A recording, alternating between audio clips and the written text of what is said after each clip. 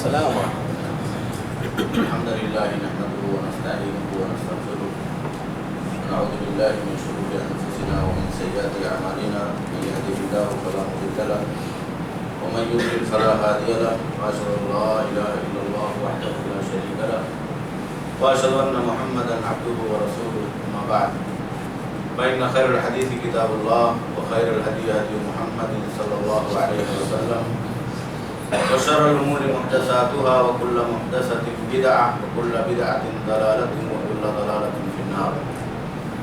قال الله تبارك وتعالى في كلامه المجيد: أعوذ بالله من الشيطان الرجيم بسم الله الرحمن الرحيم كلا بل ران على قلوبهم ما كانوا يكسبون.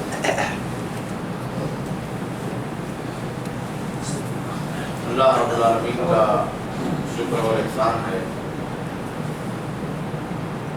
کہ اس نے ہمیں اور آپ کو آج یہاں یہ حسین موقع عطا فرمایا کہ اس کی توفیق سے ہم اور آپ یہاں جمع ہیں۔ اللہ رب العالمین سے دعا ہے کہ اللہ رب العالمین ہمیں اور آپ کو حق بات کہنے سننے اور اس پر زیادہ سے زیادہ عمل کرنے کی توفیق عطا فرمائے۔ اللہ رب العالمین کی حمد و ثنا کے بعد کائنات کے آخری نبی جناب محمد رسول اللہ صلی اللہ علیہ وسلم پر بے شمار درود و سلام نازل ہوں، جن کے ذریعے سے ہمیں اور آپ کو اس کائنات میں راہ ہدایت ملی اور ہم نے حق اور باطل کے مابین تمیز کی قوت اور صلاحیت حاصل کی۔ اللہ رب العالمین ہمیں اور آپ کو حق پر چلنے کی توفیق عطا فرمائے اور باطل سے محفوظ فرمائے۔ میرے بھائیوں اور دوستو، آج گفتگو کا جو موضوع ہے وہ گناہوں کے نقصانات اور اس کے برے اثرات ہیں۔ انسانی زندگی میں بحیثیت ایک انسان کے اس دنیا میں ہم سے اور آپ سے بہت سی غلطیاں سرزد ہوتی ہیں۔ ہمارے اور آپ کے قدم ڈگمگا جاتے ہیں، ہماری اور آپ کی زبانوں میں لغزش پیدا ہو جاتی ہے اور حضرت آدم علیہ السلام کی اولاد ہونے کے ناطے ہم سے بھول چوک ہو جاتی ہے۔ بشری تقاضے ہماری اور آپ کی زندگی میں سامنے آتے ہیں اور اس کے نتیجے میں ہم اور آپ کبھی شہوات کے اور کبھی شبہات کے شکار بنا دیے جاتے ہیں۔ شیطان کے وسوسے ہماری اور آپ کی زندگی میں بادلوں کی طرح سے منڈلاتے ہیں اور اس طرح سے ایک اچھا بھلا انسان جو ایمان کے راستے پر چلتا ہے، اللہ کی دی ہوئی ہدایت کو اس دنیا کے اندر حاصل کرتا ہے اور اس پر قائم رہتا ہے، وہ بسا اوقات ان ساری چیزوں کے نرغے میں آ کر کے کبھی معصیت، کبھی گناہ، کبھی نافرمانی اور کبھی برائی کے کام کر بیٹھتا ہے۔ اس لیے ہمیں اور آپ کو یہ جاننا اور پہچاننا ضروری ہے کہ گناہ کیا ہے اور اس کے تعلق سے ہماری اور آپ کی زندگی میں یا اسی طریقے سے اس دنیا کے خاتمے کے بعد اللہ رب العالمین کی بنائی ہوئی آخرت میں کیا کیا نقصانات اور خطرات پیدا ہونے والے ہیں، تاکہ ہم اور آپ اس سے آگاہ رہیں۔ اسی لیے ہم اور آپ یہ پڑھتے ہیں اور جانتے ہیں کہ اللہ کے نبی صلی اللہ علیہ وسلم کے بہت سارے صحابہ کرام اللہ کے نبی صلی اللہ علیہ وسلم سے بہت سارے سوالات کرتے تھے۔ کوئی ایمان کے بارے میں پوچھتا تھا، کوئی نماز اور اس کے فضائل کے بارے میں سوال کرتا تھا، کوئی افضل اعمال کے بارے میں اللہ کے نبی صلی اللہ علیہ وسلم سے دریافت کرتا تھا۔ غرض ہے کہ اکثر و بیشتر صحابہ کرام اللہ کے نبی صلی اللہ علیہ وسلم سے خیر کے بارے میں اور بھلائی کے راستوں کے بارے میں پوچھا کرتے تھے۔ حضرت حذیفہ ابن الیمان رضی اللہ تعالیٰ عنہ ایک ایسے صحابی ہیں وہ اپنا واقعہ بیان کرتے ہیں کہ سارے صحابہ کے راستے سے میرا راستہ سوال کا الگ ہوا کرتا تھا۔ اللہ کے نبی سے سب لوگ خیر کے بارے میں پوچھتے تھے، بھلائی کے راستوں کے بارے میں پوچھتے تھے، وَكُنْتُ أَسْأَلُهُ عَنِ الشَّرِّ، اور میں اللہ کے نبی صلی اللہ علیہ وسلم سے برائی اور برائی کے راستوں کے بارے میں پوچھا کرتا تھا۔ مخافۃ ان یدرکنی، اس ڈر سے پوچھا کرتا تھا کہ جب شر کا راستہ مجھے معلوم رہے گا تو اس شر کے راستے سے میں اپنے آپ کو بچا لوں گا، وہ شر کا راستہ میری زندگی کے اندر داخل نہیں ہوگا، اور اس برائی کے اندر میں گرفتار ہو کر کے اللہ رب العالمین کی ناراضگی اور اللہ رب العالمین کے غیظ و غضب کا شکار نہیں ہوں گا۔ یہ ایک صحابی کا اللہ کے نبی جناب محمد رسول اللہ صلی اللہ علیہ وسلم پر ایمان لانے والے، خیر کا جذبہ رکھنے والے، اور اس دنیا میں اللہ کی اطاعت اور اس کی بندگی میں جینے والے آدمی کا جذبہ تھا، ان کی لگن تھی، ان کی سوچ تھی کہ وہ اللہ کے نبی صلی اللہ علیہ وسلم سے برائی اور برائی کے راستوں کے بارے میں، اس کے چور دروازوں کے بارے میں پوچھا کرتے تھے تاکہ اس سے بچیں، اس سے اپنی زندگی کو بچائیں، اپنے گھر والوں کو بچائیں، سماج اور معاشرے کے لوگوں کو بچائیں۔ تو یہ جاننا ہمارے اور آپ کے لیے بہت ہی ضروری ہے کہ ایمان اور عمل صالح کے ساتھ ہم اور آپ خیر اور بھلائی کے پہلو بپہلو، شر اور برائی کے راستوں کو پہچانیں تاکہ ہماری اور آپ کی زندگی اس سے دور ہو اور ہم اور آپ اپنے آپ کو اس سے بچا سکیں، اس کے برے اثرات اور اس کے نتائج سے بچا سکیں۔ یوں تو اگر دیکھا جائے تو انسان کی زندگی میں اگر وہ کوئی نیکی کرتا ہے تو اس کے اچھے اثرات مرتب ہوتے ہیں۔ آپ کسی خیر کے کام کو انجام دیتے ہیں تو اللہ رب العالمین اس کے ذریعے سے آپ کو اس دنیا کے اندر کسی نہ کسی بھلائی سے سرفراز کرتا ہے، یا قیامت کے دن اللہ رب العالمین اس کا بہترین پھل اور نتیجہ اور رزلٹ دینے کے لیے آپ سے وعدہ کرتا ہے۔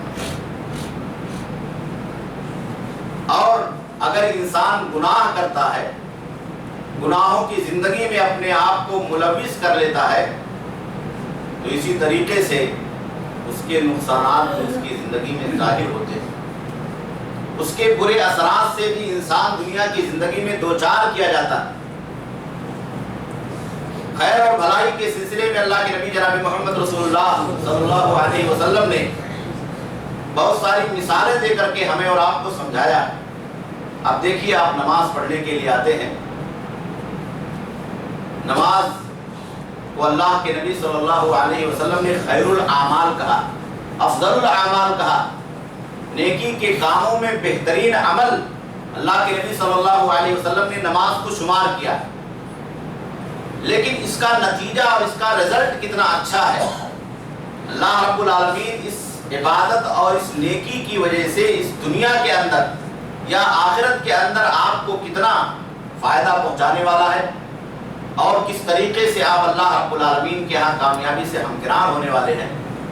اللہ کے نبی جناب محمد رسول اللہ صلی اللہ علیہ وسلم کی حدیث مبارک اس بات کی وضاحت کرتی ہے۔ صحیح بخاری اور مسلم اور حدیث کے مختلف کتابوں کے اندر یہ حدیث موجود ہے کہ اگر کوئی بندہ اچھی طریقے سے وضو کرتا ہے اور وضو کرنے کے بعد وہ اپنے گھر سے مسجد کے لیے نکلتا ہے تو ایک قدم زمین پر رکھتا ہے تو اللہ رب العالمین اس کی وجہ سے اس کے گناہ کو مٹا دیتا ہے، اور ایک قدم اٹھاتا ہے چلنے کے لیے تو اللہ رب العالمین اس کے ایک درجے کو بلند کرتا ہے۔ اب دیکھیے، ہماری اور آپ کی زندگی کے اندر ایک معمولی تصور ہے، وہ لوگ جو نماز نہیں پڑھتے ہیں، یا اسی طریقے سے وہ لوگ جو نماز پڑھتے ہیں، ان کا تصور بھی نماز کے تعلق سے، عبادت کے تعلق سے بہت ہی معمولی ہے۔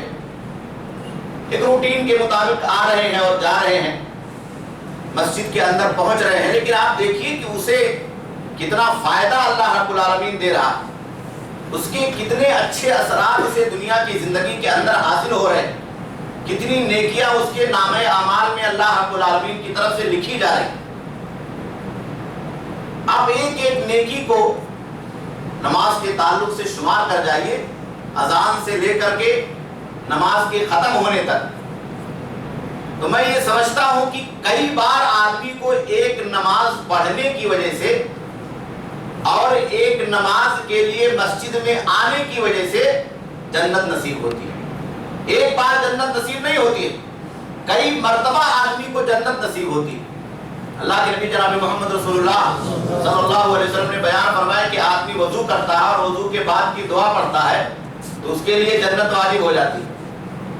اذان سنتا ہے، اذان کا جواب دیتا ہے تو اس کے لیے جنت واجب ہو جاتی ہے. مسجد میں چل کر کے آتا ہے، قدم اٹھاتا ہے، قدم رکھتا ہے، اس کی گناہ معاف کر دیے جاتے. پانی لیتا ہے، اپنے ہاتھوں کو دھوتا ہے، چہرے کو دھوتا ہے، اپنے قدم کو دھوتا ہے، مسح کرتا ہے. اللہ کے نبی صلی اللہ علیہ وسلم نے کہا کہ اس کے گناہ اس کے بدن سے اس طریقے سے جھڑ جاتے ہیں جیسے سوکھے ہوئے پتجھڑ کے موسم میں درخت سے پتے جھڑ کر کے زمین پر گر جاتے ہیں. کما آخر قطر الماء، پانی کے آخری قطرے کے ساتھ جو وضو کرنے کے ساتھ نکلتا ہے اور زمین پر گرتا ہے، انسان کے بدن کے گناہ زمین پر گر جاتے ہیں اور جھڑ جاتے ہیں.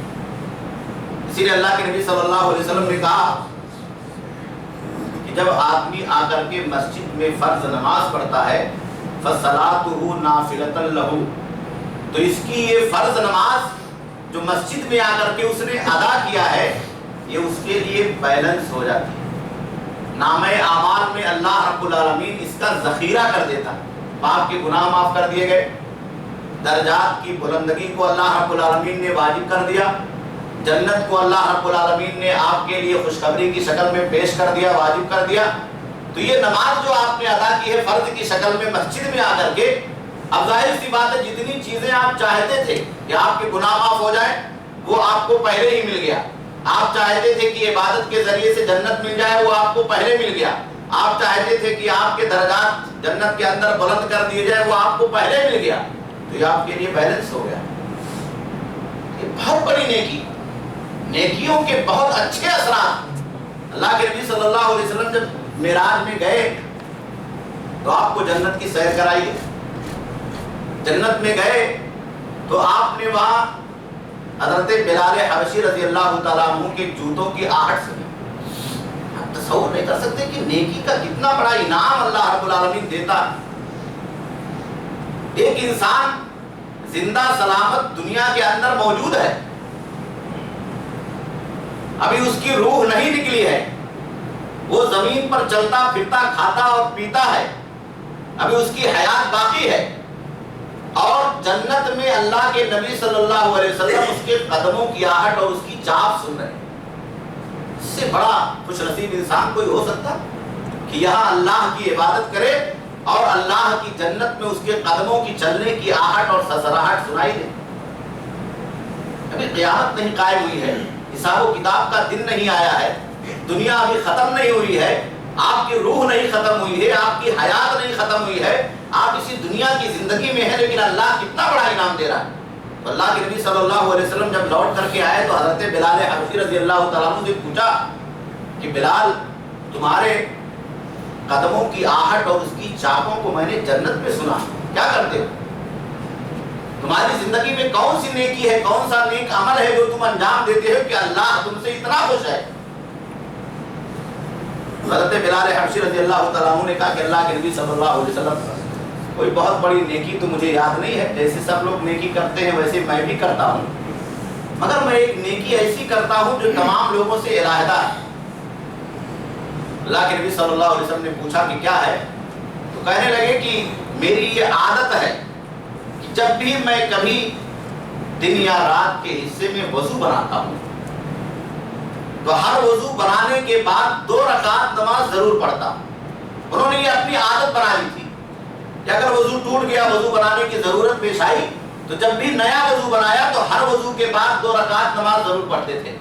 تو اللہ کے نبی جناب محمد رسول اللہ صلی اللہ علیہ وسلم نے فرمایا کہ بحاظی، کہا تمہاری اسی نیکی کی وجہ سے تمہارے قدموں کی آہٹ تمہارے مرنے سے بہت پہلے تمہاری زندگی میں ہی میں جنت میں سن رہا ہوں. بڑے خوبصورت اور بڑے اچھے اثرات نیکیوں کے مرتب ہوتے. تو اسی طریقے سے گناہوں کے اثرات بھی ہماری اور آپ کی زندگی میں بہت ہی خطرناک شکل اختیار کرتے ہیں اور اسی طریقے سے ہماری اور آپ کی زندگی میں مرتب ہوتے ہیں. اس لیے ہمیں اور آپ کو گناہوں کے تعلق سے احساس کرنا چاہیے اور اپنے ضمیر کو بیدار کرنا چاہیے. اسلامی شریعت نے جہاں گناہ کے تعلق سے بہت ساری باتوں کا تذکرہ کیا ہے، وہاں خاص طور پر یہ بات ہمارے اور آپ کے لیے قابل توجہ ہے کہ شرعی اعتبار سے گناہ کی دو قسمیں ہوتی ہیں. ایک کو صغیرہ گناہ کہتے ہیں، اسے چھوٹے چھوٹے گناہ کے نام سے جانا جاتا ہے، اور دوسرے کو کبیرہ یا الکبائر کے نام سے جانا جاتا ہے، بڑے بڑے گناہ. محدثین نے اور فقہا نے بڑے اور چھوٹے گناہ کو سمجھنے کے لیے قاعدہ بنایا، اصول بنایا. اسے آپ سمجھ لیں تو آپ کی زندگی کے اندر گناہ کو سمجھنا بہت آسان ہو جائے گا. کہتے ہیں کہ ہر وہ برائی، معصیت اور گناہ کا کام جس پر اللہ رب العالمین نے حد مقرر کر دیا ہے، وہ کبیرہ گناہ ہے، بڑا گناہ ہے، جو اس کی پہچان. چوری کیا، ہاتھ کاٹنے کی سزا. زنا کیا، اس کی سزا سنگسار کرنا. تو یہ ایک حد ہے. شریعت نے ایک حد مقرر کیا ہے کہ اگر کوئی آدمی چوری کرے گا تو اس کا ہاتھ کاٹ لیا جائے گا. تو یہ اس بات کی پہچان ہے کہ یہ چھوٹا گناہ نہیں ہے بلکہ بڑا گناہ ہے. اسی طریقے سے برائی کا وہ کام جس پر اللہ رب العالمین کے غیظ و غضب کا وعدہ ہے، اللہ کی لعنت کا وعدہ ہے.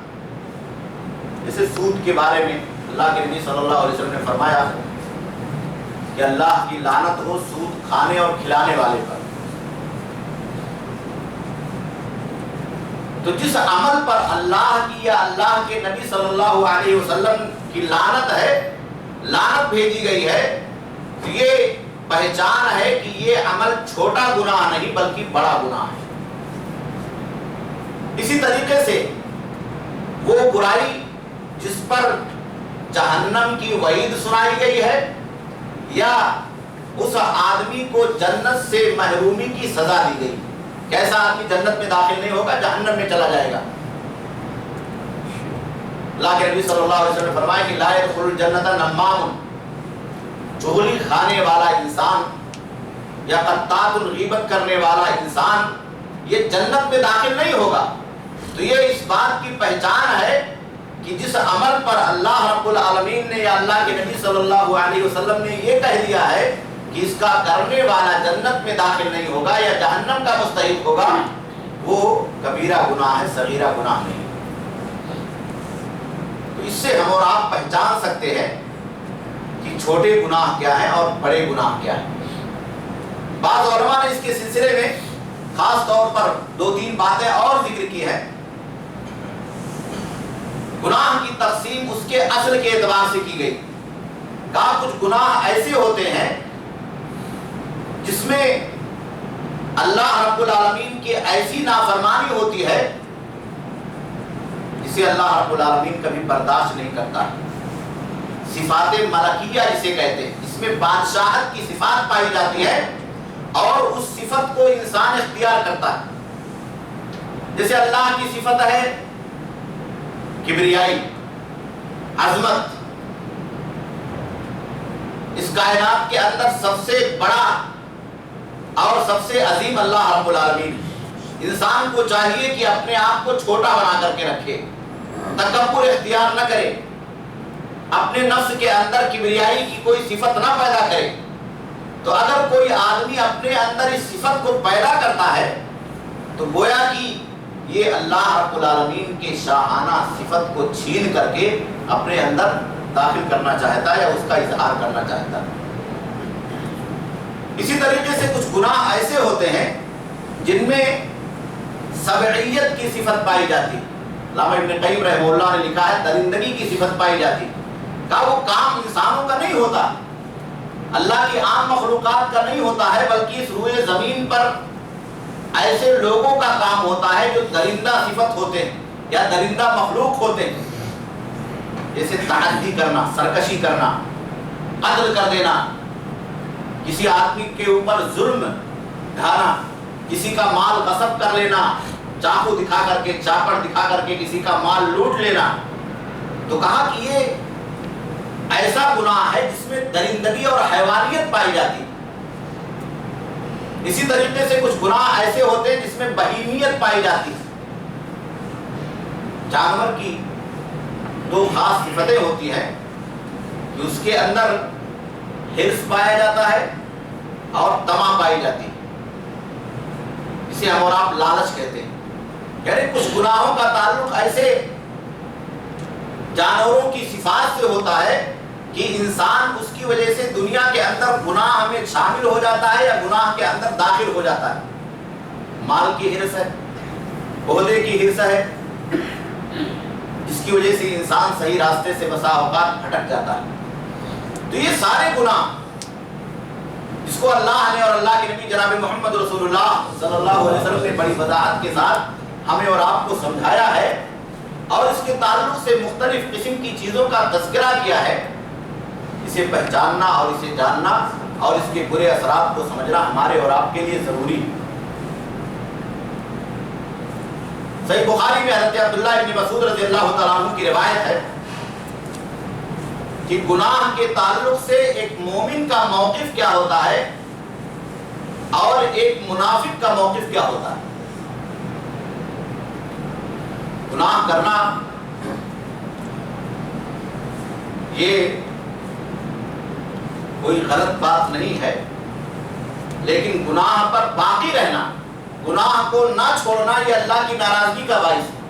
اللہ کے نبی صلی اللہ علیہ وسلم نے فرمایا کہ کل بنی آدم خطاؤن و خیر الخطائین التوابون، کہ ہر انسان گنہگار ہوتا ہے۔ وہ حضرت آدم علیہ السلام سے اس فطرت اور اس سرشت کو لے کر کے پیدا ہوا ہے کہ اس سے کہیں نہ کہیں بھول چوک ہو جائے، غلطی ہو جائے۔ وہ فرشتہ صفت نہیں ہوتا، لیکن اس میں سب سے بہترین انسان وہ ہوتا ہے جو غلطی کرنے کے بعد اسے چھوڑ دے، ندامت محسوس کرے، شرمندگی محسوس کرے۔ حضرت عبداللہ ابن مسعود رضی اللہ تعالیٰ عنہ بیان کرتے ہیں کہ گناہ کے تعلق سے ایک مومن کا موقف کیا ہوتا ہے اور ایک منافق کا موقف کیا ہوتا ہے، یہ سمجھنے کی ضرورت ہے۔ کہتے ہیں کہ ان المومن یرا ذنوبہ کأنہ قاعد تحت جبل، کہا کہ مومن کا موقف یہ ہوتا ہے کہ جب اس سے کوئی گناہ سرزد ہوتا ہے تو وہ یہ تصور کرتا ہے جیسے وہ کسی پہاڑ کے دامن میں بیٹھا ہوا ہو اور قریب ہے کہ وہ پہاڑ اپنے پورے بوجھ کے ساتھ اس کے اوپر گر جائے۔ گناہ تو کر لیا اس نے، لیکن اللہ کی عظمت کا اسے احساس ہوتا ہے کہ ایک دن اس کے عدالت میں محاسبے کے لیے پیش ہونا ہے، ایک دن اللہ رب العالمین کے ہاں اپنے اس گناہ کا حساب و کتاب دینا ہے۔ وہ خوف کھا جاتا ہے، ڈر جاتا ہے اور ایسا محسوس کرتا ہے کہ جیسے یہ گناہ پہاڑ کی شکل میں اس کے سروں کے اوپر اپنے پورے بوجھ کے ساتھ حاضر ہے اور اس کے نیچے وہ دب کر کے مر جانے والا ہے۔ تو مومن گناہوں کا احساس کرتا ہے، گناہوں کے بوجھ کا احساس کرتا ہے۔ اور منافق کے بارے میں بیان کیا کہ وَإِنَّ الْمُنَافِقَ يَرَى ذُنُوبَهُ كَذُبَابٍ مَرَّ عَلَىٰ أَنفِهِ فَقَالَ بِيَدِهِ هَكَذَا، جو منافق بدعمل آدمی ہوتا ہے، جس کے دل میں اللہ کا خوف نہیں ہوتا ہے، تو کہتے ہیں کہ گناہ کے تعلق سے اس کا موقف کیا ہوتا ہے، جیسے ایک مکھی اس کے ناک کے سامنے آئی اور اس مکھی کو اس نے اپنے ہاتھ سے ہٹا دیا، تھوڑی سی حرکت کی اور وہ مکھی چلی گئی۔ تو ایسے ہی وہ گناہ کو لیتا ہے، گویا کہ گناہ کا احساس اس مومن پر بہت بھاری ہوتا ہے، اور اگر وہ مومن نہیں ہے، منافق اور بدعمل انسان ہے، تو گناہ کا احساس اس کے ذہن و دماغ پر بھاری نہیں ہوتا، وہ بہت لائٹ لیتا ہے، ہلکا لیتا ہے، کوئی بات نہیں، ہو گیا، یہ چوک ہو گئی، کوئی بات نہیں ہے۔ اللہ غفور الرحیم ہے. بہت سارے لوگ ہیں اللہ غفور الرحیم کا بہت سہارا لیتے ہیں, گناہ کرتے رہتے ہیں, اور اگر کسی آدمی نے سمجھانے کی کوشش کی, بیٹا ہے باپ نے ٹوک دیا, بیوی ہے شوہر نے ٹوک دیا, شوہر ہے بیوی نے ٹوک دیا, چھوٹا ہے بڑے نے ٹوک دیا, بھائی ہے بھائی نے ٹوک دیا, اللہ غفور الرحیم. یہ گناہ کو لائٹ لینا ہے, بہت ہلکا لینا, یہ مومن کی پہچان نہیں. مومن کی پہچان یہ ہے کہ وہ گناہ کو بہت ہی بھیانک تصور کرتے ہوئے اس کے بوجھ کا احساس کرتا ہے, اور جب تک وہ اس بوجھ کو اسی دنیا میں جلدی سے نہیں اتار دیتا ہے وہ چین سے نہیں بیٹھتا, سکون سے نہیں بیٹھتا. اسی لیے حضرت انس بن مالک رضی اللہ تعالیٰ عنہ بیان کرتے ہیں صحابہ کرام کے زمانے کا واقعہ, تابعین موجود ہیں, صحابہ زندہ ہیں, اس زمانے کا واقعہ بیان کرتے ہیں. کہتے ہیں کہ انکم تعملون اعمالا هي ادق في اعینکم من الشعر كنا نعدها في عهد النبي صلی اللہ علیہ وسلم من الموبقات. صحیح بخاری کی روایت ہے. کہتے ہیں کہ ہمارا تصور کیا تھا گناہ کے تعلق سے اس زمانے میں, اللہ کے نبی صلی اللہ علیہ وسلم کے بعد صحابہ اور تابعین کے زمانے میں. تابعین سے کہتے ہیں کہ تم ایسے اعمال کرتے ہو, ایسے کام کرتے ہو جس کے بارے میں تمہارا یہ تصور ہے یہ تو بالکل بال کے برابر بھی حیثیت نہیں رکھتے, ایک معمولی گناہ ہے. کسی نے اگر ٹوک دیا کہا ہم سے تو کوئی بہت بڑی غلطی نہیں ہوئی. آج ہمارے یہاں بہت سارے لوگ چلتا, بہت سارے لوگ چلنے کے نام پہ کہ چلتا ہے, بہت سارے گناہ کرتے ہیں. جب کوئی آدمی ٹوکتا ہے چلتا, بڑی ضرورت ہے, بڑی مجبوری ہے, تو کہتے ہیں تابعین سے کہ تم ایسے کام کر رہے ہو جو صرف بال کی حیثیت رکھتے ہیں. كنا نعدها في عهد النبي صلی اللہ علیہ وسلم من الموبقات. قائم معمولی گناہوں کو اللہ کے نبی کے زمانے میں ہم موبقات, ہلاک کر دینے والی چیزیں تصور کیا کرتے تھے. اگر یہ معمولی گناہ بھی ہم سے ہو جاتا تھا تو ہم یہ سوچتے تھے کہ اب تو ہم برباد ہو گئے, ہمارا ستیاناش ہو گیا, ہم تو ہلاک ہو گئے, اس دنیا میں ہمارے لیے کچھ نہیں بچا. یہ تصور مومن کا ہوتا ہے کہ وہ گناہ کرتا ہے لیکن اس گناہ کو اپنے لیے ہلاکت تصور کرتا ہے. اس گناہ کے بوجھ کا احساس اسے دنیا کی زندگی میں چین سے بیٹھنے نہیں دیتا ہے, اور پھر وہ اللہ رب العالمین کی بارگاہ میں رجوع ہوتا ہے, بھاگتا ہے. اس لیے کہا تھا ففروا الی اللہ, اللہ کی طرف بھاگو. تو فرار کے اندر ایک بات یہ بھی داخل ہے کہ اگر غلطی ہو جائے, گناہ ہو جائے, تو اس کے بوجھ کا اور اس کے خطرات کا اور اس کے بھیانک اثرات کا احساس کرتے ہوئے آدمی اللہ کی طرف بھاگے, اللہ سے معافی طلب کرے, اللہ سے مغفرت طلب کرے, اللہ رب العالمین کی بارگاہ میں روئے اور گڑ گڑائے. اسی لیے اللہ کے نبی جناب محمد رسول اللہ صلی اللہ علیہ وسلم بیان فرماتے ہیں کلا بل ران علی قلوبہم ما کانوا یکسبون کی تفسیر میں. آیت کریمہ کا مطلب یہ ہے کہ ہمارے اور آپ کے گناہوں کی وجہ سے ہمارے اور آپ کے دلوں پر میل جم جاتا ہے. اس پر میں بعد میں آؤں گا, لیکن اللہ کے نبی صلی اللہ علیہ وسلم اس آیت کی تفسیر میں بیان کرتے ہیں کہ ان المؤمن اذا اذنب ذنبا نکت فی قلبہ نکتۃ سوداء. کہا کہ مومن جب گناہ کرتا ہے تو اس کے دل پر ایک کالا نقطہ, ایک سیاہ دھبا بیٹھ جاتا ہے, میل جم جاتا ہے. فَإِن تَابَ وَنَزَعَ وَاسْتَغْفَرَ سُقِلَ قَلْبُهُ. کہا اگر وہ توبہ کر لیتا, لیکن توبہ کی بات آئی, احساس ہوا اور اللہ کی بارگاہ میں توبہ کر لیا. توبہ کا معنی ہوتا ہے رجوع کرنا, لوٹنا.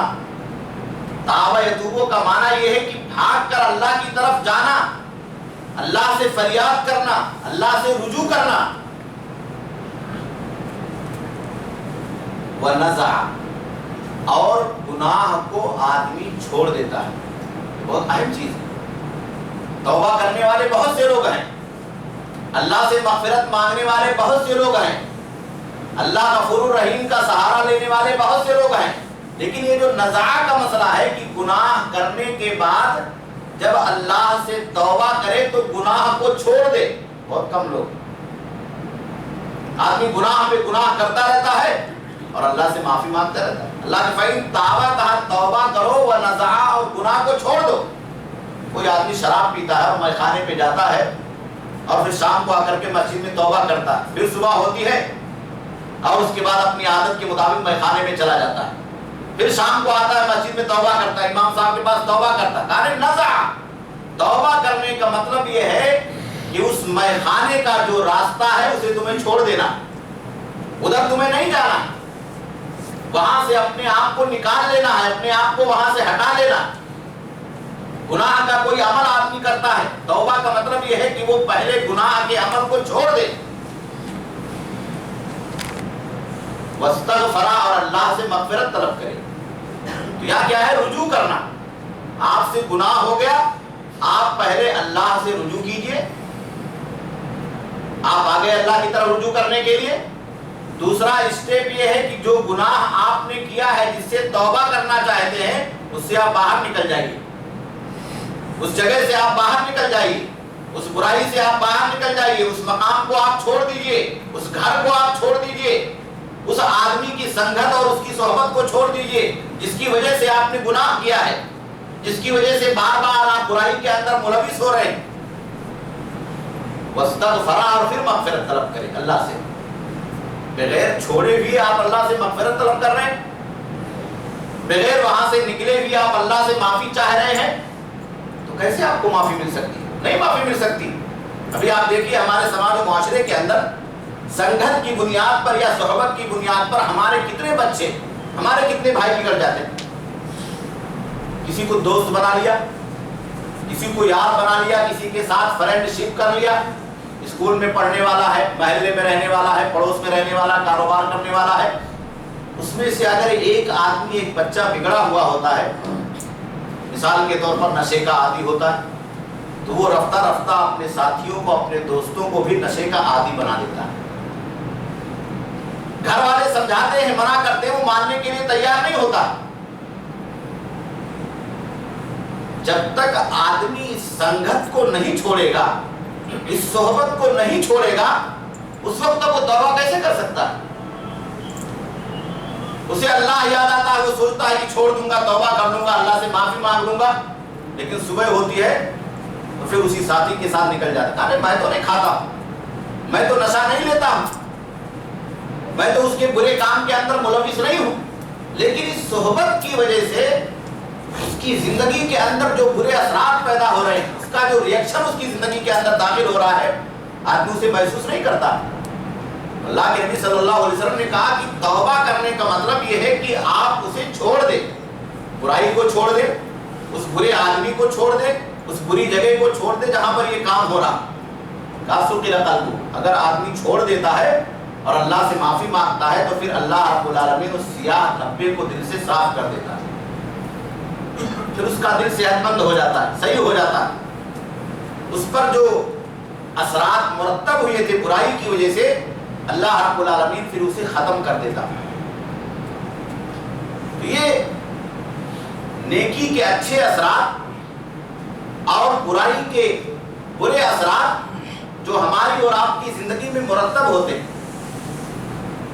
اللہ کے نبی جناب محمد رسول اللہ صلی اللہ علیہ وسلم نے اسی لیے صغیرہ گناہوں کے بارے میں تنبیہ کرتے ہوئے بیان فرمایا کہ ایاکم و محقرات الذنوب, کہا کہ تم اپنے آپ کو چھوٹے چھوٹے معمولی معمولی حقیر گناہوں سے بھی بچاؤ. کہا کہ چھوٹے چھوٹے گناہ ہیں. آدمی کبھی یہ کہتا نہیں ہم تو شرک نہیں کرتے, شراب تھوڑی پیتے ہیں, کہا کسی بیئر بار میں تھوڑی جاتے ہیں, ارے کچھ ہو جاتا ہے. کہا نہیں ایاکم و محقرات الذنوب, کہا کہ ایک مسلمان ہونے کی حیثیت سے ہماری اور آپ کی ذمہ داری ہے کہ بڑے بڑے گناہوں سے اللہ نے بچنے کی توفیق دی ہے, تو اس کے ساتھ ساتھ چھوٹے چھوٹے معمولی معمولی ہلکے ہلکے گناہوں سے بھی اپنے آپ کو بچانے کی کوشش کریں. اللہ کے نبی نے مثال دے کر کے سمجھایا, کہا محقرات الذنوب کی مثال ایسے ہی ہے کہ جیسے کوئی آدمی جنگل میں گیا, وہاں اسے کھانا پکانے کی ضرورت ہے, اس کے پاس لکڑیاں نہیں ہیں, تو 10 آدمی جو سفر میں ہے چلے گئے, ایک آدمی ایک لکڑی لے کر کے آیا, ایک آدمی ایک لکڑی لے کر کے آیا, ایک آدمی ایک لکڑی لے کر کے آیا, تو لکڑیوں کا ایک ڈھیر جمع ہو گیا. اور ان سارے لوگوں کے لکڑیاں جمع کرنے کی وجہ سے اس آدمی نے اچھی طریقے سے کھانا پکایا اور سب لوگوں نے کھانا کھایا. کہ معمولی تنکا جمع کر کے اس آدمی نے کھانا پکا لیا, اس کے بعد لکڑیوں کا ڈھیر جمع ہو گیا. ایسے معمولی گناہ کے کام کر کے آدمی گناہوں کا ایک ڈھیر جمع کر لیتا ہے, پھر وہ پہاڑ کی شکل میں اس کے سر کے اوپر بوجھ بن جاتے ہیں, پھر آدمی کے لیے پریشانی کا اور ندامت کا باعث بن جاتے ہیں. اللہ کے نبی صلی اللہ علیہ وسلم کہتے ہیں کہ محقرات الذنوب جب انسان کو پکڑ لیتے ہیں, اس کی زندگی میں داخل ہو جاتے ہیں اور یہ پہاڑ کی طرح سے اکٹھا ہو جاتے ہیں, ایک بوجھ بن جاتے ہیں بار بار کرنے کی وجہ سے, تو اس انسان کو ہلاکت تک پہنچا دیتے, اس انسان کو تباہی تک پہنچا دیتے. میرے بھائیوں, میرے دوستوں, کبیرہ گناہوں کے پہلو بہ پہلو صغائر ہیں, چھوٹے چھوٹے گناہ ہیں, معمولی گناہ ہیں, ان سے بھی ہمیں اور آپ کو چوکنا رہنا. میں آپ کو ایک مثال دوں. اللہ کے نبی صلی اللہ علیہ وسلم نے شرک کو دو حصوں میں تقسیم کیا. ایک بڑا شرک, شرک اکبر, اور دوسرا ایک شرک اصغر, چھوٹا شرک. شرک اکبر یہ ہے کہ آدمی اللہ کو چھوڑ کر کے غیر اللہ کے سامنے جا کر کے سجدہ کر لے. یہ واضح چیز ہے, میں تو نہیں کیا وہاں پہ, میں نے سجدہ نہیں کیا, میں اللہ سے ہی مانگتا ہوں. لیکن اللہ کے نبی نے شرک اکبر کے پہلو بہ پہلو شرک اصغر سے بھی ڈرایا. ایک چھوٹا شرک ہے. تو صحابہ نے پوچھا اللہ کے نبی یہ چھوٹا شرک ہے کیا ہے؟ تو اللہ کے نبی صلی اللہ علیہ وسلم نے کہا کہ الریا, کہا کہ چھوٹا شرک یہ ہے کہ آدمی کسی نیک کام کو جسے اللہ کے لیے کیا جاتا ہے, اللہ کے لیے کرنا چاہیے, وہ بندوں کے سامنے دکھانے کے لیے کرے, ریاکاری کے لیے کرے, شہرت کے لیے کرے, چرچا میں آنے کے لیے کرے. بھائی یہ بھی شرک ہے. ہم اور آپ اس کے بارے میں تصور نہیں کرتے. کہ آدمی نماز پڑھتا ہے, دل میں یہ خیال پیدا ہوتا ہے کہ کچھ لوگ دیکھ رہے ہیں, سمجھیں گے بہت نمازی. نماز پڑھنا اچھی بات ہے, نماز کے تعلق سے آدمی کی فکر اچھی بات ہے, لیکن نماز میں لگے رہنے کے ساتھ اگر آدمی کے ذہن میں یہ خیال پیدا ہو جائے کہ اللہ کے لیے نہیں بلکہ بندوں کے سامنے آنے کے لیے, بندوں کے درمیان چرچے میں آنے کے لیے نماز پڑھ رہا ہے, تو اللہ کے نبی صلی اللہ علیہ وسلم نے اسے صرف گناہ نہیں کہا بلکہ شرک کہا. کہا کہ یہ شرک اصغر ہے, ایک معمولی چیز ہے. آپ بہت ہی اخلاص اور الہیت کے ساتھ وضو بنا کر کے مسجد میں آتے ہیں, مصلی پر کھڑے ہوتے ہیں, سب بندی کرتے ہیں, امام کے پیچھے اللہ اوپر کہہ کر شریک ہو جاتے ہیں, آپ کا دل بالکل پاک و صاف ہے. پھر شیطان کا ہجوم ہوتا ہے, وسوسے آپ کے دل میں آتے ہیں. ایک رکعت آپ نے پڑھی, ایک رکوع آپ نے کیا, 2 سجدہ آپ نے کیا, پھر دوسری رکعت, تیسری رکعت, دوسرے رکوع اور تیسرے سجدے میں آپ کے ذہن و دماغ کے اندر طرح طرح کے تصورات پیدا ہوتے ہیں. جو پہلے آپ کا خیال تھا وہ بدل جاتا ہے. اکیلے آپ نماز پڑھ رہے ہیں, اللہ سے آپ لو لگائے ہوئے ہیں, نماز پڑھنے کے درمیان آپ کے بغل میں کوئی آدمی آ کر کے کھڑا ہو گیا تو شیطان آپ کو وسوسے میں مبتلا کرتا ہے, پھر آپ کا تصور بدل جاتا ہے. آپ یہ سوچتے ہیں کہ یہ آدمی مجھے سمجھے کہ بہت لمبی نماز پڑھنے والا, بہت لمبا سجدہ کرنے والا ہے, بہت اچھی طریقے سے دل لگا کر کے دعا مانگنے والا. تو صرف تصور بدلنے کی وجہ سے, نیت کی تبدیلی کی وجہ سے, ارادے کی تبدیلی کی وجہ سے ایک عمل جو اللہ کے لیے تھا, نیکی کا عمل تھا, وہ شرک میں تبدیل ہو جاتا ہے. اسی لیے اللہ کے نبی صلی اللہ علیہ وسلم نے ڈرایا, کہا اخوف ما امتی, کہا اپنی امت پر سب سے زیادہ میں اس چیز کا خوف کرتا ہوں وہ یہی شرک اصغر ہے. کہا کہ یہ چیونٹی کی چال کی طرح سے, جیسے وہ کسی پتھر پر, پہاڑ پر چلتی اور محسوس نہیں ہوتا ہے کہ یہاں چیونٹی چل رہی ہے, ایسے ہی انسان کے زندگی کے اندر داخل ہوتی ہے اور پھر اس کے عمل کو برباد کر دیتی ہے. اللہ کے نبی جناب محمد رسول اللہ صلی اللہ علیہ وسلم نے ہمیں اور آپ کو گناہوں کے سلسلے میں بار بار متنبہ کیا. بہت سارے گناہ ایسے ہیں جن کا تعلق سماج اور معاشرے سے ہوتا ہے. اللہ کے نبی صلی اللہ علیہ وسلم نے اس سے ہمیں اور آپ کو چوکنا کیا. جسے میں آپ کو مثال دوں, اللہ کے نبی صلی اللہ علیہ وسلم نے 3 بڑے کبیرہ گناہ کا تذکرہ کیا. شرک کا, حقوق الوالدین، والدین کی نافرمانی کا، اور شہادت الزور کا، جھوٹی گواہی دینے کا۔ آپ دیکھیں شرک کا تعلق یہ اللہ کی ذات سے، آپ شرک کر رہے ہیں، اللہ کی شان میں گستاخی کر رہے ہیں، اللہ رب العالمین کے عبودیت اور اس کے بندگی کے مقام کو ہٹا کر کے دوسرے کو دے رہے ہیں، بہت بڑی گستاخی۔ اللہ رب العالمین نے کہا کہ ان الشرک لظلم عظیم، کہ شرک یہ بہت بڑا پاپ ہے، سب سے بڑا پاپ اس روئے زمین پر اگر کوئی ہے تو وہ شرک ہی ہے، سب سے بڑا جرم ہے شرک کرنا، اور شرک کرنے والا انسان سب سے بڑا مجرم ہے۔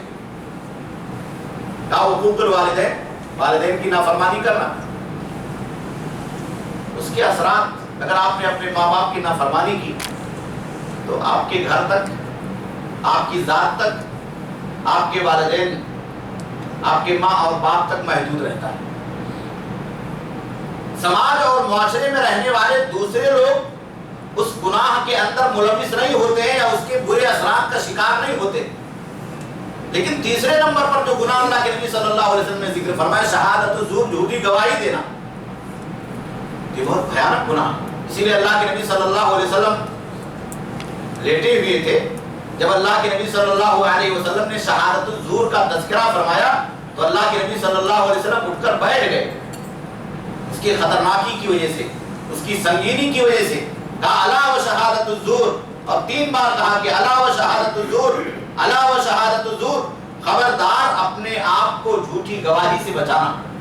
بسا اوقات یہ سماجی اعتبار سے یا اپنے برے اثرات کے اعتبار سے، اپنے نقصانات کے اعتبار سے شرک اور حقوق الوالدین سے بھی بڑھ کر کے ہو جاتا ہے، اس کے اثرات اس سے بھی زیادہ بھیانک ہوتے ہیں۔ اس کی مثال آپ نے سمجھیے کہ جیسے آپ کے پڑوس میں رہنے والا آپ کا کوئی مسلمان بھائی ہے، کسی معاملے میں آپ کے ساتھ اس کا جھگڑا ہو گیا، کسی معاملے میں آپ کے ساتھ اس کی انبن ہو گئی، شیطان نے آپ کو اس قدر وسوسے میں مبتلا کیا کہ آپ نے اسے کسی جھوٹے کیس میں پھنسانے کی کوشش کی اور وہ پھنس گیا۔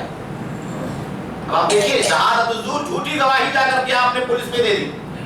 اچھا اللہ ہمارے یہاں بہت سارے لوگ اپنے میں ہی سے اپنے مسلمان بھائیوں اور بچوں کے بارے میں گواہی دے دیتے ہیں، آتنکوادی، دہشت گرد ہے، فلاں چیز کا، کچھ نہیں ہوتا، وہ صرف دشمنی کا نتیجہ ہوتا ہے، حسد کا نتیجہ ہوتا ہے، بگاڑ کا نتیجہ ہوتا ہے، بقیہ اور کوئی چیز نہیں ہوتی ہے۔ کوئی مسئلہ ہے آپس میں، آپ اسے اپنے درمیان حل کر سکتے ہیں۔ اتنی ناراضگی، آپ نے جھوٹی گواہی دی تو کیا ہوا؟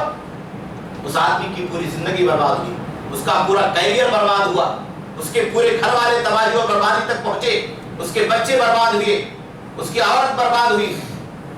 تو اللہ کے نبی صلی اللہ علیہ وسلم نے اس کی سنگینی کو بتایا، کہا الا و شہادت الزور، یہ بسا اوقات سماجی اعتبار سے شرک سے بھی بھیانک ہو جاتا ہے، اس کے برے اثرات یہی دنیا میں ظاہر ہو جاتے ہیں، اس کے برے اثرات آپ کی زندگی میں ظاہر ہو جاتے ہیں۔ اور کبھی کبھی ایسا ہوتا ہے کہ اس جھوٹی گواہی کی بنیاد پر وہ ایک آدمی نہیں، سینکڑوں آدمی اس کے اندر ملوث ہو جاتے ہیں، یہ اس کا دوست ہے، وہ اس کا دوست ہے، اس کے پاس اس کا نمبر ہے، اس سے اس کا کیا تعلق ہے، سارے لوگوں کی تفتیش ہوتی ہے، سب کی انکوائری کی جاتی ہے۔ میرے بھائی یہ بہت بھیانک گناہ، سماجی اعتبار سے بھی بہت ساری چیزیں ایسی ہیں جس سے اللہ کے نبی جناب محمد رسول اللہ صلی اللہ علیہ وسلم نے ہمیں اور آپ کو بچنے کی تعلیم دی ہے۔ اسی لیے غیبت کا جو مسئلہ، حسد کا جو مسئلہ ہے، چغل خوری کا جو مسئلہ ہے، یہ ساری کی ساری سماجی برائیاں، یہ شرک سے کمتر ہیں، حقوق الوالدین سے کمتر ہیں، بہت سارے کبیرہ گناہوں سے ان کا درجہ کم ہے، لیکن سماجی اعتبار سے ان کے برے اثرات اتنے زیادہ ہوتے ہیں کہ بسا اوقات ان سے سماج و معاشرے کے اندر زیادہ نقصان ثابت ہو جاتے ہیں۔ اسی لیے اللہ کے نبی جناب محمد رسول اللہ صلی اللہ علیہ وسلم نے کہا کہ لا يدخل الجنت قطات، کہ قطات آدمی، چغلی کھانے والا آدمی یہ جنت میں داخل نہیں ہوگا۔ بہت بھیانک سزا اللہ کے نبی صلی اللہ علیہ وسلم نے سنائی۔ لا يدخل الجنت نمام، نمام آدمی جنت میں داخل نہیں ہوگا۔ حسد رکھنے والا آدمی، دیکھیے اللہ کے نبی صلی اللہ علیہ وسلم نے شرک کو اور حسد کو ایک جگہ ایک ہی درجے میں رکھا ہے. حالانکہ شرک بہت بڑا گناہ ہے. حسد کا شرک کے مقابلے میں کوئی درجہ نہیں ہے، اس کی کوئی حیثیت نہیں ہے گناہوں کے اعتبار سے، لیکن سماجی اعتبار سے اس کے جو نقصانات ہیں اللہ کے نبی صلی اللہ علیہ وسلم نے ایک جگہ حسد کو شرک کے برابر درجہ دیا. ایک صحیح حدیث میں اللہ کے نبی صلی اللہ علیہ وسلم نے بیان فرمایا، اس میں بہت ساری باتوں کا ذکر ہے. آج یوم الاثنین اور یوم الخمیس، ہفتے کے 2 دن بندوں کے اعمال کو اللہ رب العالمین کے بارگاہ میں پیش کیا جاتا ہے. روزانہ ہمارے اعمال 2 مرتبہ 24 گھنٹے میں اللہ کی بارگاہ میں پیش ہوتے ہیں. آج ہمارا بہت غافل. روزانہ کا حساب 24 آورز میں 2 مرتبہ اللہ کی بارگاہ میں فرشتے لکھ کر کے، بنا کر کے، مینٹین کر کے، رجسٹر تیار کر کے وہاں جمع کر دیتے ہیں کہ فلاں بندے نے آج 12 گھنٹے میں کیا کیا ہے اور 12 گھنٹے میں کیا کیا، دن میں کیا کیا، رات میں کیا کیا. اور پھر ہفتے میں 2 دن فرشتے ریکارڈ لکھتے، سوموار کو اور جمعرات کو. 3 دن کا حساب سوموار کو جمع کر دیتے ہیں، پھر 3 دن کا حساب جمعرات کو جمع کر دیتے ہیں. اسی لیے اللہ کے نبی صلی اللہ علیہ وسلم ہفتے میں 2 دن روزہ رکھتے تھے، سوموار کو اور جمعرات کو. اس کی حکمت یہی تھی کہ اللہ کی بارگاہ میں جب رجسٹر اور دفتر عمل کا پیش کیا جائے تو اس میں آخری عمل جو لکھا ہوا ہو وہ یہ ہو کہ یہ بندہ روزے سے ہے. تو اللہ کے نبی صلی اللہ علیہ وسلم نے کہا کہ جب اللہ کی بارگاہ میں عمل پیش کیا جاتا ہے تو 2 آدمیوں کے عمل کو، رجسٹر کو اللہ رب العالمین واپس کر دیتا ہے. کہا وہ آدمی جو شرک کرنے والا ہے اسے مہلت دیتا ہے کہ آدمی توبہ کر لے، کیونکہ اس کے عملوں کو جمع کرنے سے کوئی فائدہ حاصل ہونے والا نہیں. اگر اس نے نیکیاں کی ہے اور شرک کر رہا تو کوئی فائدہ اسے ملنے والا نہیں، ساری نیکیاں شرک کی وجہ سے برباد ہیں.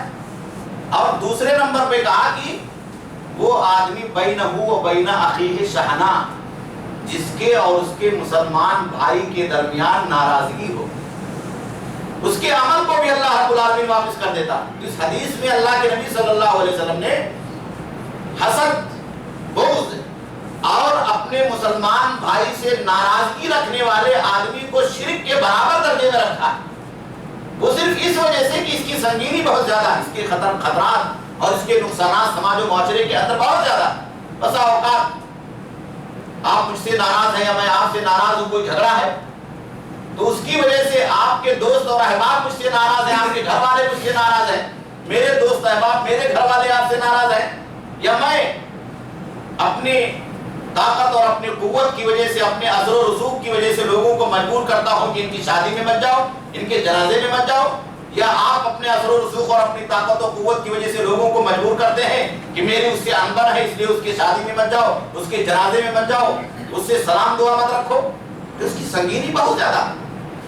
اسی لیے قرآن مجید کے اندر کہا گیا کہ الفتنۃ اشد من القتل، کہ اگر کسی آدمی کی جان کوئی مار دے، اس کا مرڈر کر دے، خون کر دے، تو یہ ہلکا ہے بنسبت فتنہ پھیلانے کی. آپ نے سماج میں کوئی فتنہ کھڑا کر دیا، کسی کو مارا نہیں، کسی کو گالی نہیں دی، کسی کا خون نہیں بہایا، کسی کی گردن نہیں کاٹی، کسی آدمی کا مرڈر نہیں کیا، لیکن آپ نے سماج و معاشرے کے اندر کوئی فتنے کی بیج ڈال دی. اب وہ فتنہ دھیرے دھیرے بڑھ رہا ہے، تناور ہو رہا ہے. تو جس دن وہ فتنہ تناور ہوگا اور وہ جڑ پکڑ لے گا تو اس کے نتیجے میں نہ جانے کتنے لوگوں کا قتل ہو جائے گا، نہ جانے کتنے لوگ اس فتنے کے شکار ہو جائیں گے، نہ جانے کتنے لوگ اس فتنے کے اندر داخل ہو جائیں گے اور اپنی زندگی کو تباہ و برباد کر لیں گے. تو کہا کہ الفتنۃ اشد من القتل، فتنہ بسا اوقات یہ قتل سے بھی زیادہ بھیانک ہوتا ہے.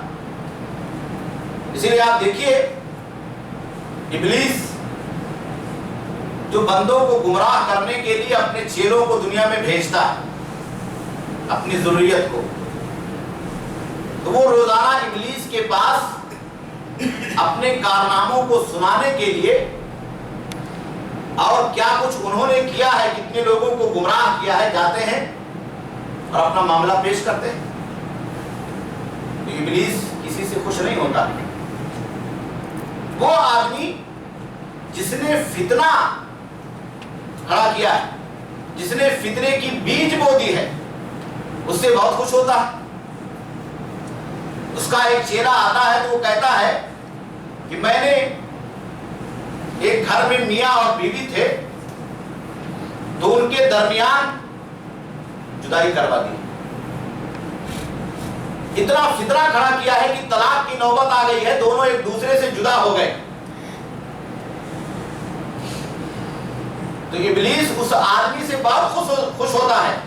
اللہ کے نبی صلی اللہ علیہ وسلم نے بیان فرمایا کہ اسے اپنے سینے سے لگا، فلتزمہ، اسے اپنے سینے سے چمٹا لیتا اور شاباشی دیتا ہے، کہا یہ کام تم نے کیا۔ کیوں؟ اب دیکھیے اگر طلاق کسی گھر میں ہو جائے تو اس کے نتیجے میں کتنے برے اثرات اس خاندان میں جس میں لڑکی رہتی ہے مرتب ہوتے ہیں، اور اس خاندان میں جہاں کا لڑکا ہے اس کے برے اثرات مرتب ہوتے ہیں۔ لڑکی والے اگر زیادہ ناراض ہو گئے، کورٹ کچہری میں چلے گئے، وہ بیچارہ باپ بھی گرفتار ہے، ماں بھی گرفتار ہے، سسر بھی جیل کے اندر پہنچا ہوا ہے، ساس بھی جیل میں پہنچی ہوئی ہے، نند بھی جیل میں پہنچی ہوئی ہے، بہنیں بھی جیل میں پہنچی ہوئی۔ قصور کس کا ہے؟ صرف لڑکے کا ہے۔ پورے گھر والے جیل کے اندر پہنچے، سب کے اوپر مقدمہ کر دیا گیا۔ تو آپ دیکھیے فتنے کے برے اثرات کس طریقے سے سماج و معاشرے کے اندر مرتب ہوتے ہیں۔ اسی لیے کہا کہ الفتنۃ اشد من القتل، یہ فتنہ قتل سے بھی زیادہ بھیانک ہوتا۔ اللہ کے نبی صلی اللہ علیہ وسلم نے فتنوں سے بھی ہمیں اور آپ کو بچنے کی تعلیم دی، اور اس کے سلسلے میں بھی ہمیں اور آپ کو تلقین کی ہے۔ کہا ایک زمانہ ایسا آئے گا جس میں فتنے بہت زیادہ رونما ہوں گے۔ القائد فیہا خیر من القائم، بیٹھنے والا اس میں کھڑے ہونے والوں سے افضل اور بہتر ہوگا۔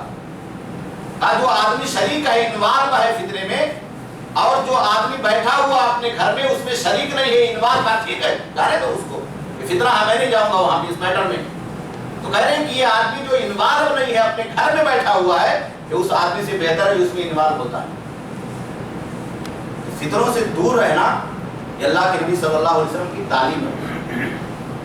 اسی طریقے سے اللہ کے نبی صلی اللہ علیہ وسلم نے گناہوں کے برے اثرات کا تذکرہ کرتے ہوئے اس بات کو بیان فرمایا کہ گناہ بسا اوقات اس دنیا میں انسان کی زندگی میں بہت برے اثرات اس کی باڈی پر، اس کی صحت پر، اس کی روزی پر، اور ان تمام نعمتوں پر جو اللہ رب العالمین نے دی ہے مرتب ہوتے ہیں۔ آدمی گناہ کرتا ہے اور اس کا احساس نہیں کرتا ہے، بسا اوقات اس گناہ کے نتیجے میں اللہ رب العالمین اسے بیماریوں میں مبتلا کر دیتا، اللہ اس کی صحت چھین لیتا ہے، اللہ رب العالمین اسے روزی سے محروم کر دیتا ہے، آنے والی روزی کو اللہ رب العالمین روک دیتا ہے۔ بہت ساری چیزیں اللہ کے نبی جناب محمد رسول اللہ صلی اللہ علیہ وسلم نے بیان فرمایا۔ ایک خاص چیز تو میں آپ کے سامنے ذکر کرنا چاہتا ہوں کہ اسی دنیا کے اندر انسان کی زندگی میں گناہ کے برے اثرات نظر آتے ہیں۔ ایک تو وہ رزلٹ ہے جو قیامت کے دن حاصل ہوگا، اللہ کی ناراضگی ہوگی، جہنم میں آدمی داخل کر دیا جائے گا، اسے سزا ملے گی، اس کا پھل اسے ملے گا۔ لیکن اسی دنیا کے اندر آپ نے گناہ کیا تو اس گناہ کے برے اثرات آپ کی زندگی میں داخل ہوتے ہیں۔ آیت کریمہ جو میں نے آپ کے سامنے پڑھی تھی کہ کلا بل ران علی قلوبہم ما کانوا یکسبون، اس بات کی شاہد ہے کہ ان کے گناہوں کی وجہ سے ان کے دلوں کے اوپر گناہ کا میل جم گیا۔ پہلے اس آیت کو سمجھنا بہت سارے لوگوں کے لیے بہت مشکل ہوا کرتا کہ کیسے گناہ کا میل جمتا۔ میں آپ کو ایک مثال دوں، ابھی بھی آپ سوچتے ہو کہ گناہ کا میل انسان کے دل پر کیسے بیٹھتا۔ اب دیکھیے گورنمنٹ پابندی لگا رہی ہے کہ پالوشن نہ پھیلایا جائے، آلودگی نہ پھیلائی جائے، گاڑیاں چلتی ہیں، گاڑیوں سے دھواں نکلتا ہے، اس دھوئیں پر گورنمنٹ پابندی لگا رہی۔ کیوں؟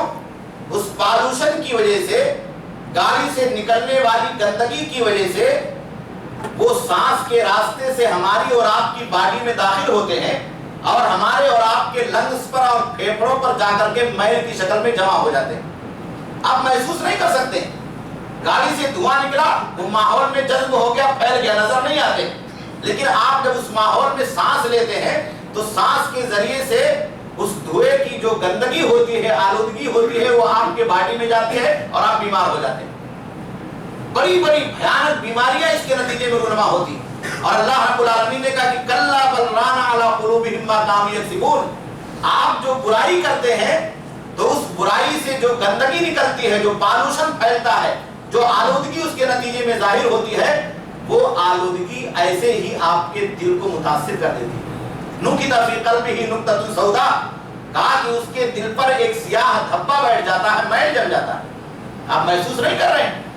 آپ نے وہ گناہ کیا یا سماج و معاشرے میں کسی نے گناہ کیا، کبھی دوسرا آپ کی بھی ملوث ہو جاتا ہے تو آدمی سانس لے رہا ہے اس سماج و معاشرے کے اندر، اور اس طریقے سے اس برائی سے پھیلنے والی آلودگی آپ کے باڈی میں داخل ہو جاتی ہے۔ اسی لیے اللہ کے نبی جناب محمد رسول اللہ صلی اللہ علیہ وسلم نے واضح طور پر اس چیز کو بیان فرمایا۔ سنن ابن ماجہ کی روایت میں اور دیگر حدیثوں میں جو صحیح ہے، لمبی حدیث ہے، کہا کہ لم تظہر الفاحشۃ فی قوم قط الا فشا فیہم الطاعون والاوجاع التي لم تکن من قبلہم، کہا برائی جب کسی قوم میں ظاہر ہوتی ہے تو اللہ بیماریاں مسلط کرتا ہے۔ کہا برائی جب کسی قوم میں ظاہر ہوتی ہے تو اللہ رب العالمین طاعون کی بیماری اس قوم پر مسلط کر دیتا ہے۔ الا فشا فیہم الطاعون، طاعون کی بیماری عام ہو جاتی ہے۔ طاعون کہتے ہیں اس وبائی بیماری کو جس کے نتیجے میں کثرت سے اموات ہوتی، جیسے کسی زمانے میں پلیگ پھیلا ہوا تھا، آج بخار وغیرہ کی شکل میں جو خنزیری بخار وغیرہ پھیلا ہوا ہے، اس میں بکثرت اموات ہوتی ہے، سوائن فلو جسے کہا جاتا ہے۔ تو کہا کہ آدمی برائی کے اندر برائی کرنے کی وجہ سے بیماری میں مبتلا کر دیا جاتا ہے، اور کہا کہ ایسی تکلیف دہ بیماریاں اللہ رب العالمین انسان کے اوپر ڈال دیتا ہے، لم تکن من قبلہم، جو پہلے آپ کبھی سنتے نہیں تھے۔ اب دیکھیے دنیا میں جس قدر برائی بڑھ رہی ہے، آپ لے لیجیے ایک برائی کو بے حیائی اور فحشکاری دنیا کے اندر بڑھ رہی ہے، تو اس کے نتیجے میں پیدا ہونے والی بیماریاں بھی دنیا کے اندر بڑھتی جا رہی ہیں جو لا علاج۔ ایڈز آپ دیکھ لیجیے کس کے نتیجے میں پیدا ہوئی، ایک بہت بڑا عذاب ہے اللہ کی طرف سے جو پوری دنیا کے اوپر اللہ رب العالمین نے برائی کرنے کی وجہ سے مسلط کر دیا ہے، اور لا علاج ہے، اس کا کوئی علاج نہیں۔ آدمی پریشان حال ہو جاتا ہے، پوری زندگی کھو دیتا ہے، جان مال سے ہاتھ دھو بیٹھتا ہے۔ یہ اللہ کے نبی صلی اللہ علیہ وسلم کی پیشین گوئی بھی ہے اور قرآن کی اس آیت کریمہ کی تفسیر بھی ہے کہ آدمی برائی کرتا ہے، اس کا دل متاثر ہو جاتا ہے، اس کی باڈی متاثر ہو جاتی ہے، اس کی صحت متاثر ہو جاتی ہے، اس کا جسم متاثر ہو جاتا ہے۔ یہ جو اللہ رب العالمین نے نعمت کی شکل میں انسان کو بدن دیا ہے، اس کا بدن متاثر ہو جاتا ہے۔ تو اس سے بڑی بات اور کیا ہوگی کہ اگر آپ برائی کریں اور اس برائی کرنے کی وجہ سے سب سے پہلے آپ خود متاثر ہوں، آپ کا ہارٹ متاثر ہو جائے، آپ کی آنکھ متاثر ہو جائے، آپ کے پیر متاثر ہو جائے، آپ کی کڈنی متاثر ہو جائے، آپ کے لنگس متاثر ہو جائے، آپ کے پھیپھڑے متاثر ہو جائے، اس سے بڑی اور سزا کیا ہو سکتی ہے ہمارے اور آپ کے لیے کہ ہم برائی کر رہے ہیں اور اس برائی کی وجہ سے سب سے بڑا اس کا ری ایکشن ہماری اور آپ کی زندگی میں مرتب ہو رہا ہے۔ اسی طریقے سے اللہ کے نبی جناب محمد رسول اللہ صلی اللہ علیہ وسلم نے بیان فرمایا کہ انسان تصور نہیں کرتا ہے اور برائی کر بیٹھتا ہے، احساس نہیں کرتا اور برائی کر بیٹھتا ہے، لیکن اس برائی کا اتنا بھیانک رزلٹ ہوتا ہے کہ بسا اوقات اللہ رب العالمین کسی ایسی روزی کو جو اس کے دروازے تک پہنچنے والی تھی اور اس نعمت کو اللہ رب العالمین اسے دینے والا تھا، اس برائی کرنے کی وجہ سے اس کے دروازے سے واپس لوٹا دیتا ہے۔ صحیح حدیث اللہ کے نبی جناب محمد رسول اللہ صلی اللہ علیہ وسلم بیان فرماتے ہیں کہ ان المؤمن لیحرم الرزق بذنب یصیبہ، کہا کہ ایک مومن بسا اوقات روزی سے اس وجہ سے محروم کر دیا جاتا ہے کہ اس نے کسی گناہ کا ارتکاب کیا۔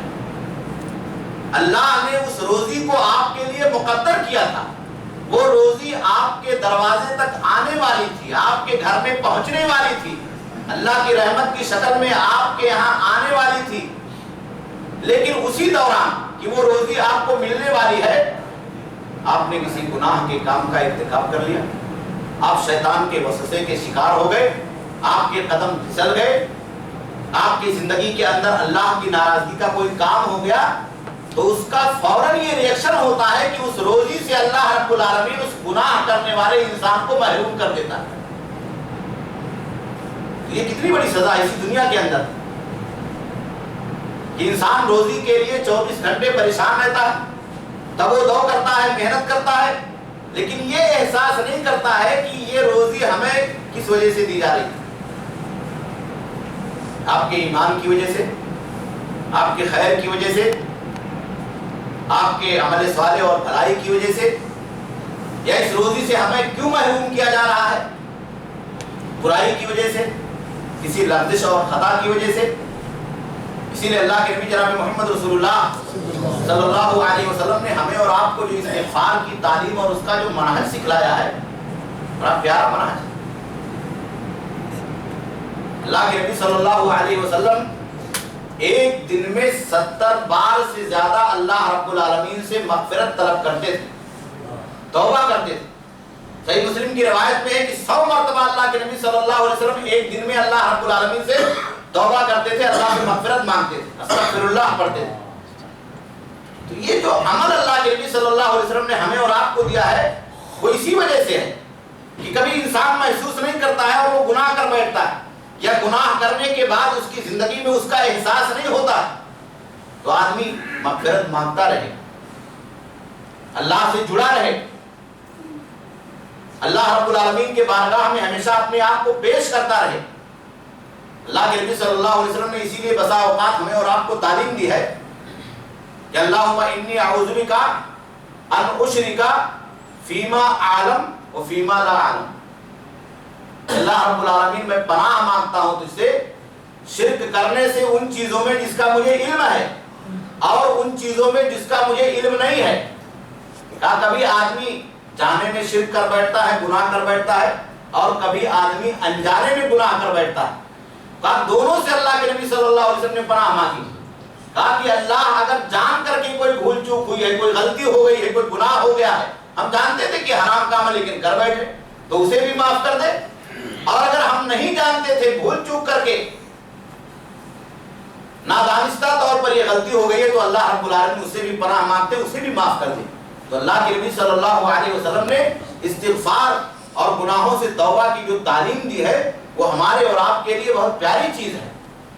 ہم اپنے آپ کو استغفار سے، توبہ سے، اللہ رب العالمین کی بارگاہ میں رجوع کرنے سے جوڑے رکھیں۔ یہ نہ سوچیں کہ گناہ ہوگا تب ہم اللہ سے توبہ کریں گے، یہ تصور نہ کریں ہم تو گنہگار نہیں ہیں تو پھر توبہ کی ضرورت نہیں ہے۔ اللہ کے نبی صلی اللہ علیہ وسلم نے یہ سکھایا کہ آپ ہمیشہ یہ سوچتے رہیں کہ ہم اللہ سے رجوع ہوتے رہیں، چاہے اس کے سلسلے میں ہمیں علم ہو کہ گناہ کیا ہے، یا علم نہ ہو کہ گناہ ہم سے سرزد نہیں ہوا ہے۔ گناہ کے تو اتنے بھیانک اثرات ہیں کہ ایک آدمی کی گناہ کی وجہ سے بسا اوقات پوری دنیا، پوری روئے زمین متاثر ہو جاتی۔ اللہ رب العالمین نے قرآن مجید کے اندر ذکر فرمایا کہ ظہر الفساد فی البر والبحر بما کسبت ایدی الناس، جو کچھ برائی لوگ کرتے ہیں تو اس کے برے اثرات خشکی میں ظاہر ہوتے ہیں اور سمندر میں ظاہر ہوتے ہیں۔ آپ یہاں گناہ کر رہے ہیں اور اس گناہ کا ریئیکشن سمندر میں ظاہر ہو رہا ہے، سونامی آ رہی، ہائی ٹائیڈ ہو رہا ہے، سمندر میں پانی کی لہریں بلند ہو رہی ہیں، آپ نے یہاں گناہ کیا ہے، لیکن اس گناہ کا بھیانک اثر اور اس کے برے اثرات سمندر پر، پانی پر مرتب ہوئے ہیں کہ اللہ رب العالمین نے پانی کو اپنے غیظ و غضب کے اندر مبتلا کر کے اسے انسانوں کو ہلاک کر دینے کا ذریعہ بنا دیا۔ تیز بارش ہونے لگی، سیلاب آ گیا۔ ہو سکتا ہے کسی ایک آدمی کے گناہ کرنے کی وجہ سے یا چند لوگوں کے گناہ کرنے کی وجہ سے پورے محلے کے اندر سیلاب کا پانی آ گیا ہو اور سب لوگ اس سیلاب کے پانی کی وجہ سے پریشان حال ہو۔ ظہر الفساد فی البر والبحر بما کسبت ایدی الناس، اور یہ تو قرآن مجید نے بیان کیا ہے، وَمِمَّا خَطِیئَاتِهِمْ اغرقوا، کہا کہ ان کے گناہوں کی وجہ سے انہیں غرق کر دیا گیا۔ تو بسا اوقات سب لوگ گنہگار نہیں ہوتے، چند لوگ گنہگار ہوتے ہیں اور اس کی سزا سارے لوگوں کو بھگتنی پڑتی ہے۔ اللہ کے نبی صلی اللہ علیہ وسلم کے مشہور صحابی حضرت ابو ہریرہ رضی اللہ تعالیٰ عنہ اس آیت کریمہ کی تفسیر میں لکھتے ہیں، انہوں نے بیان کیا اس زمانے کا واقعہ، ان کا اپنا قول ہے، کہتے ہیں کہ گناہ کے برے اثرات بسا اوقات انسانوں سے ہٹ کر کے جانوروں پر مرتب ہوتے ہیں۔ آپ نے گناہ کیا، کسی بستی میں کسی انسان نے گناہ کیا، اللہ کے بندے نے گناہ کیا ہے، لیکن جانور اس سے متاثر ہو جاتے ہیں، اللہ کی مخلوق پرندہ چڑیا اس سے متاثر ہو جاتے ہیں۔ کہتے ہیں کہ ان الحبارہ لتموت فی عقرها حزرا لما یرا من ظلم الظالم، کہ اگر کسی بستی میں کوئی ظالم آدمی رہتا ہے اور وہ لوگوں کے اوپر ظلم ڈھاتا ہے تو ایک پرندہ ہوتا ہے جسے حبارہ کہتے ہیں، جو درختوں کے گودے نکال کر کے کھاتا ہے، اس کی چونچ لمبی ہوتی، کہا وہ اپنی آنکھ سے جب اس سماج و معاشرے میں بستی میں ظالم کے ظلم کو دیکھتا ہے تو اس کے ظلم کی وجہ سے دبلا ہو کر کے گھڑ گھڑ کر کے مر جاتا ہے۔ اب بتائیے اس کا کیا گناہ، اس کا کیا قصور ہے، اس جانور کا، اس پرندے کا، اللہ کی مخلوق کا؟ لیکن یہ اس کا برا ریئیکشن ہے، غلط اثرات ہیں جو انسانی آبادی سے ہٹ کر کے اللہ کے دیگر مخلوقات تک پہنچ جاتے ہیں اور دیگر مخلوقات کو اس برے اثرات کے اندر ملوث کر دیتے ہیں اور اس کا شکار بنا لیتے ہیں۔ اسی لیے اللہ کے نبی جناب محمد رسول اللہ صلی اللہ علیہ وسلم نے بیان فرمایا حجر اسود کے بارے میں کہ یہ جب آسمان سے حضرت ابراہیم علیہ السلام کو دیا گیا تھا، نزل الحجر الاسود من الجنہ، جنت سے اترا ہوا یہ پتھر ہے، کانا اشد بیاضا من اللبن، جب دیا گیا تھا تو یہ دودھ سے زیادہ چمکدار اور سفید تھا۔ جب اللہ نے حضرت ابراہیم علیہ السلام کو دیا تھا خانہ کعبہ کے کونے میں لگانے کے لیے تو بالکل چمکتا ہوا دودھ کی طرح سے سفید پتھر تھا، ابراہیم علیہ السلام نے اس کونے میں لگایا تھا۔ کہا سودتہ خطایا بنی آدم، بنی آدم کے گناہوں نے اس سفید دودھ کی طرح سے چمکتے ہوئے پتھر کو سیاہ کر دیا، کالا کر دیا۔ کتنے بھیانک اس کے اثرات ہوتے کہ ایک سفید پتھر، چمکتا ہوا پتھر ہمارے اور آپ کے گناہوں کی وجہ سے وہ کالا ہو جائے، اس کے بڑے برے اثرات ہوتے ہماری اور آپ کی زندگی میں مرتب ہوتے۔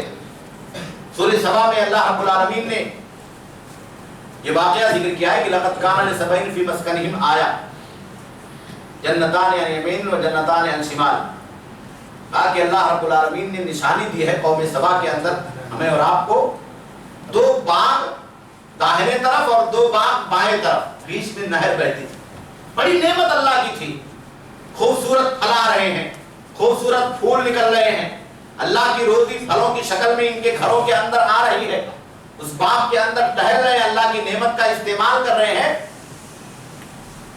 لیکن اللہ رب العالمین کی اس نعمت کی جب ان لوگوں نے ناقدری کی، ناشکری کی، تو اللہ رب العالمین نے اسی دنیا کے اندر سزا دی۔